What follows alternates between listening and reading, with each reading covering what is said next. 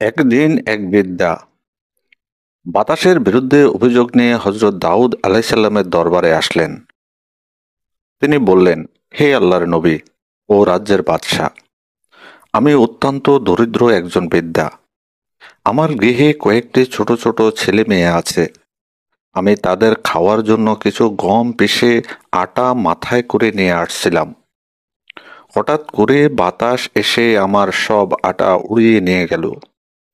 আমার প্রার্থনা হলো আপনি বাতাসের কাছ হতে আমার আটাগুলো উদ্ধার করে দেবেন, অন্যথা আমার ছোট ছোট মাসুম ছেলেমেয়েরা অনাহারে থাকবে। হযরত দাউদ আলাইসাল্লাম তার অভিযোগ শুনে বলেন, হে বৃদ্ধা, বাতাসের উপর আমার কোনো কর্তৃত্ব নেই। তোমার আটা কি করে বাতাস থেকে উদ্ধার করে দেব? তবে তুমি যেহেতু অভাবগ্রস্ত মহিলা, তাই তোমার যে পরিমাণ আটা বাতাস উড়িয়ে নিয়েছে, আমি তোমাকে তার 4 গুণ আটা দিচ্ছি, তুমি তা নিয়ে যাও।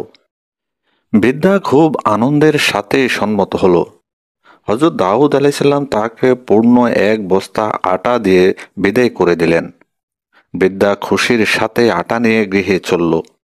কিছু দূর অগ্রসর হওয়ার পর হযরত সুলাইমান আলাইসাল্লামের সাথে তার সাক্ষাৎ হলো। তিনি জিজ্ঞেস করলেন, হে বৃদ্ধা, তুমি বাদশাহের কাছে কি অভিযোগ নিয়ে গিয়েছিলেন?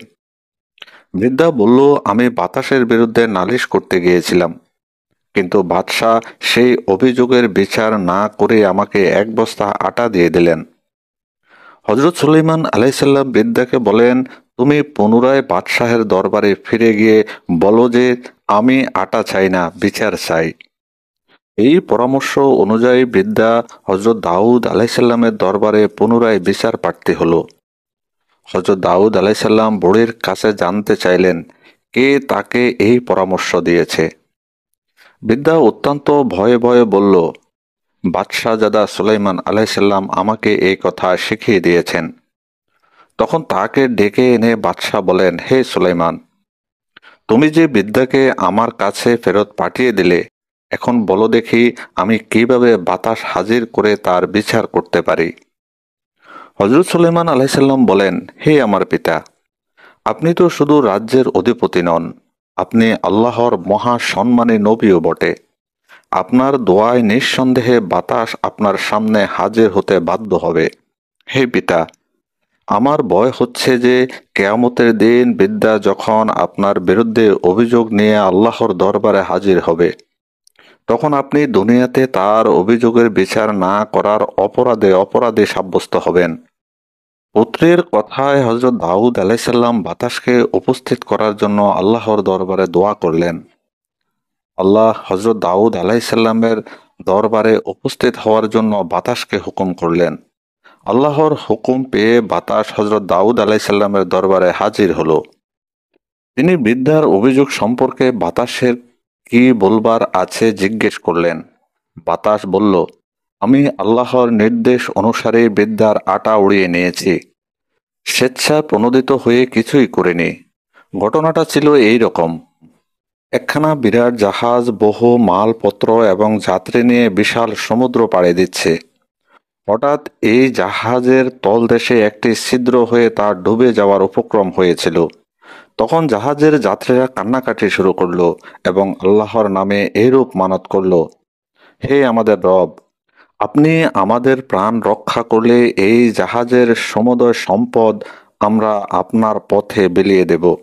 তখন আমি আল্লাহ তাআলার নির্দেশে এই বৃদ্ধার আটাসমূহ উড়িয়ে নিয়ে ওই জাহাজটির ছিদ্রে লাগিয়ে তা বদ্ধ করে দেই। এর ফলে সমুদ্র গর্ভে ডুবোক্রম জাহাজখানা নিশ্চিত বিপদ হতে রক্ষা পেয়েছে। এর কয়েকদিন পরে সমুদ্র তীরে একখানা জাহাজ এসে নোঙর করেছে। সংবাদ পেয়ে হযরত দাউদ আলাইসাল্লাম সেখানে হাজির হলেন। জাহাজের আরোহীরা বলল, হুজুর, এই জাহাজের সমুদয় মালপত্র আমরা আল্লাহর পথে দান করার মানত করেছি। আপনি সমুদয় মাল গ্রহণ করে যথাযোগ্য স্থানে দান খয়রাত করে দেন। হযরত দাউদ আলাইসাল্লাম জাহাজের সমুদয় মাল গ্রহণ করে তার অর্ধেক সেই বৃদ্ধাকে এবং বাকি অর্ধেক অন্যান্য দুঃখী দরিদ্রের মাঝে বিতরণ করলেন। অতঃপর তিনি বৃদ্ধাকে জিজ্ঞেস করলেন, হে বৃদ্ধা, তুমি এমন কি নেক আমল করেছ যার বদৌলতে তোমার উপরে আল্লাহর এত অনুগ্রহ বর্ষিত হলো? জবাবে বৃদ্ধা বলল, হে আল্লাহর নবী, আমি কোনো সৎ কাজ তো করি না, তবে আমার গৃহে কোনো ভিক্ষুক এলে তাকে আমি কখনো খালি হাতে ফিরাই না। কিছু না কিছু অবশ্যই দিয়ে ভিক্ষুককে খুশি করে দেই। এই জন্য আমি কোনোদিন না খেয়েও থাকি।